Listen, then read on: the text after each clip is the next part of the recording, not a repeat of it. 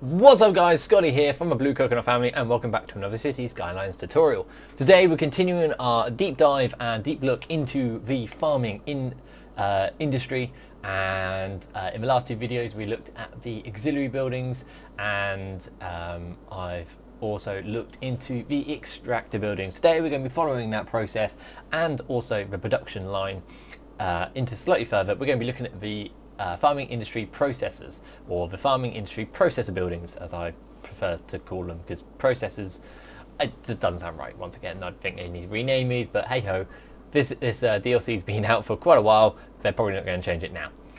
So these buildings, these are the next step to your production line. You can't have these buildings without some form of extractor, either importing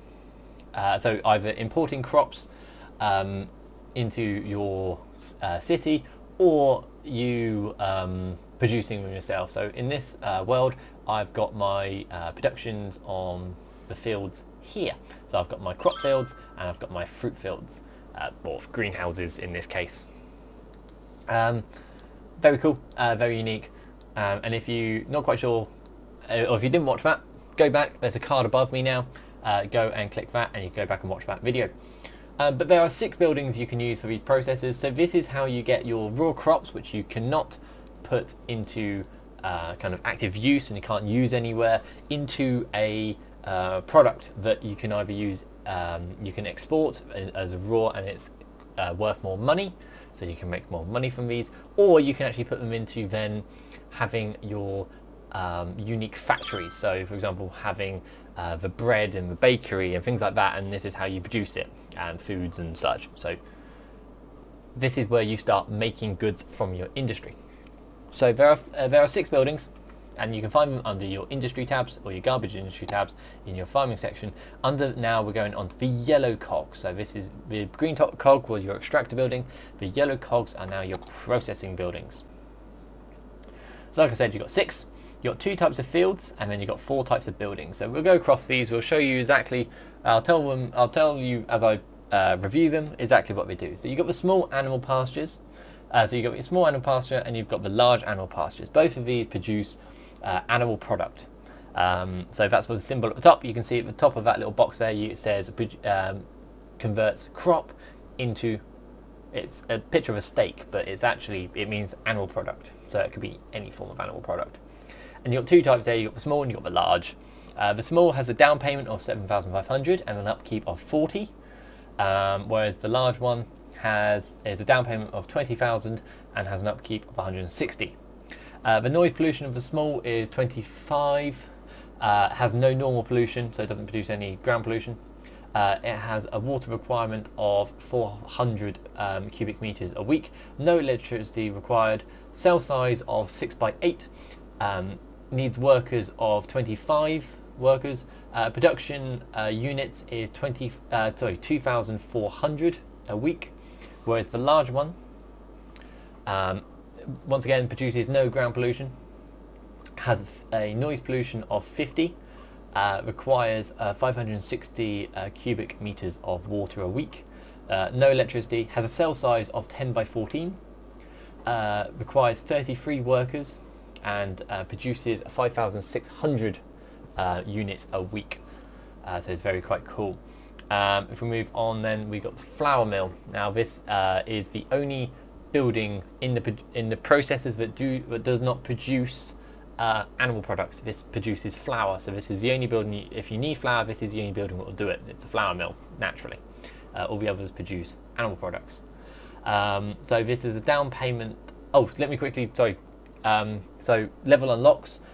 The small animal pasture is on level 1. The large one is on level 5. The flour mill is on level 2. Okay, we'll continue. Down payment of 15,000, upkeep of 160 a week, but does produce a ground pollution of 20, noise pollution of 50, requires 160 cubic meters of water a week, and does require 640 kilowatts of electricity a week. Has a cell size of 6 by 8, requires 45 workers, but has a production rate of 4,000 units a week. So it's quite nice. Also has 5 freight trucks. there. The large animal pasture was 8 and 5 for the small. Moving on to the cattle shed. The cattle shed is unlocked at level 2. Has a down payment of 12,000, upkeep of 160 a week, produces 20 ground pollution, 50 noise pollution, requires 320 cubic meters of water a week, requires 240 kilowatts of electricity a week, has a cell size of 4x7, requires 55 workers, and has a production value of 3,200 units a week, which is quite nice. Has a freight truck counter of 5. Moving on to the milking parlour. Milking parlour you unlock at level 3, has a down payment of 14,000, has an upkeep of 192.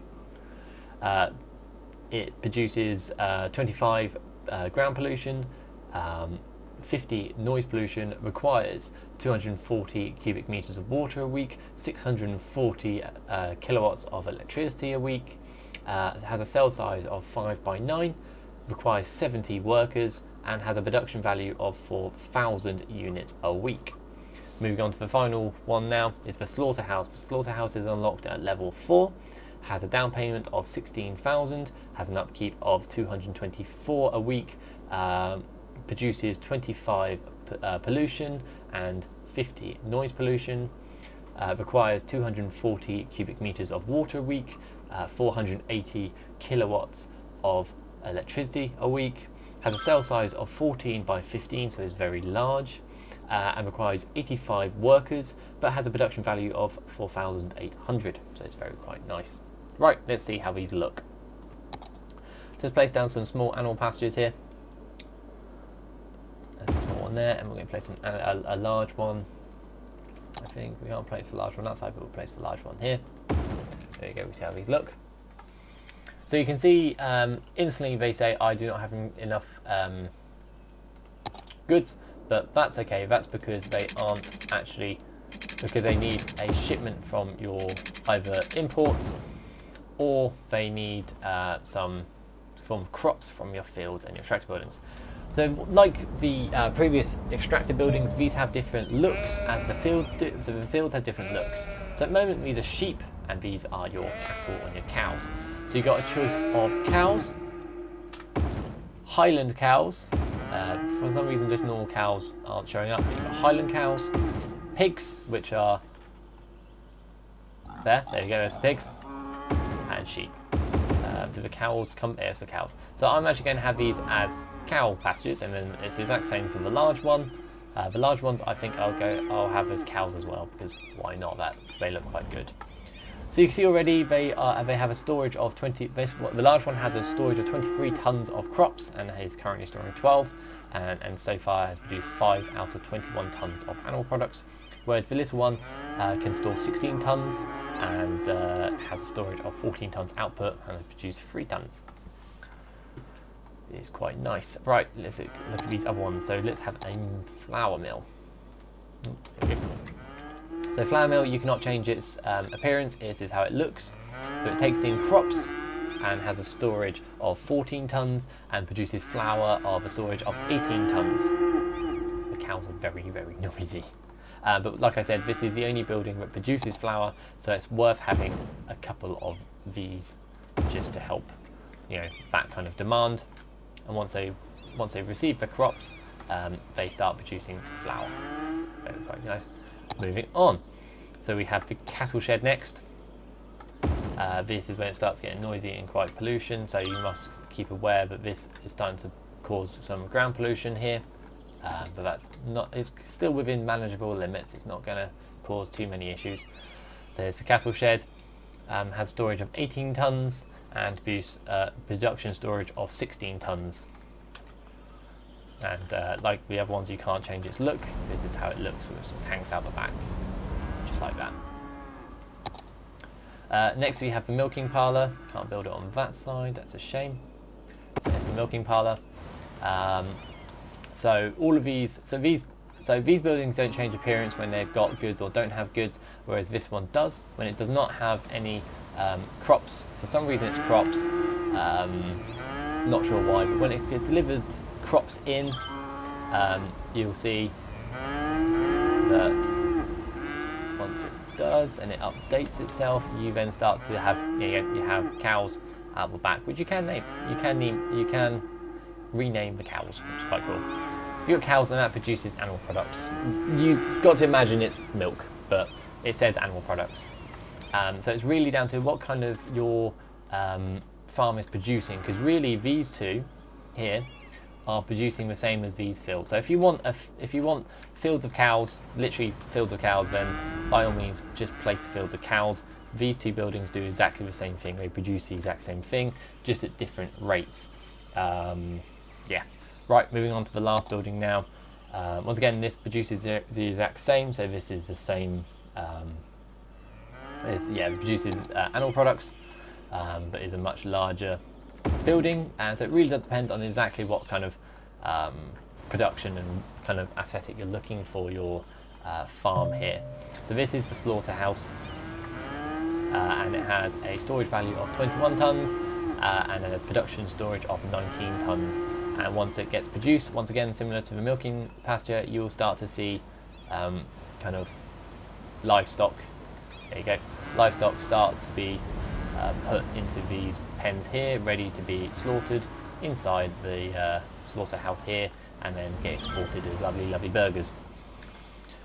But yeah,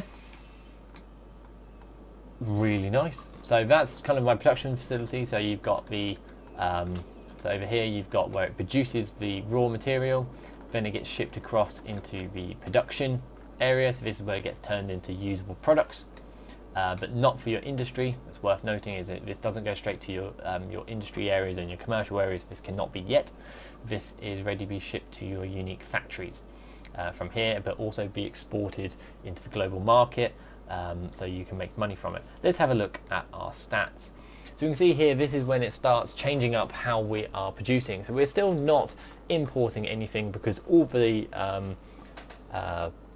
products we are producing is made from our internal, and we're not going over our demand. So our internal demand is still fairly good, and we can see what that is here. So we've still got 56 tons of internal use and external crops being exported out. So we're still well within our usable limit, and it's only when that starts to reach zero do we need to start thinking about expanding how many extractor buildings we've got. But we can see here we're producing 90 tons of crops, 15 tons is going into flour, and we can see that here. So it hasn't been exported yet, but we'll get it out once it starts to export and we produce it. We'll see how much that's worth here. 21 tons is going into animal products, and we can see there already 8 tons of it is exported, and for the production value of 8 tons, there we go, 8 tons of 8 tons of animal products was worth the same as 56, I believe it was, of just raw crops. So you can already see the major difference and the pricing of that, so it's worth making them into animal products. We can see that 24 tons of flour has just been exported with an income of 3,600. So we can now say that because we are producing, we've actually just dropped the amount of crops we're having to import some. That's interesting. So we're now importing it purely the fact that I reckon, yep, we've jumped our increase. So 90 is all of ours, 143 we're having to import some. So we might have to look at expanding our fields. But yeah, 3,600, that means we are now starting to make some profit from our farm. So we can see here the total profit is now 3,240. So this goes straight into the city's pocket, and is a great way of producing having a good income to your city, but without having to have tons of fields of, without having tons of industry and such. But as of yet, it's just dropped because we haven't exported flour for a while, but it does fluctuate as you've just seen there. But as of yet, this still doesn't support your commercial areas within your city because we haven't produced anything. But we can see that instantly, as soon as something is made, it's having to be sent out, and so that fluctuation is happening. Thus, it's not making it very stable. In the next video, we're going to be covering storage and how you can have a little bit more kind of stability within your farms to help maintain that kind of import-export of your goods. Okay, hope that's been useful for you guys. Hope you've enjoyed that. Big thumbs up if you enjoy burgers, because that's what we're producing now. Big thumbs up for burgers. Yep, and if you enjoyed the video, give us a thumbs up as well, and give us a like. Remember, hit the subscribe button, and you guys, you know what to do. So yeah, join me on the next video where we look at the storage solutions for our farming area. I've been Skottyy from the Blue Coconut family. Thank you very much for watching. I'll see you on the next video. Bye.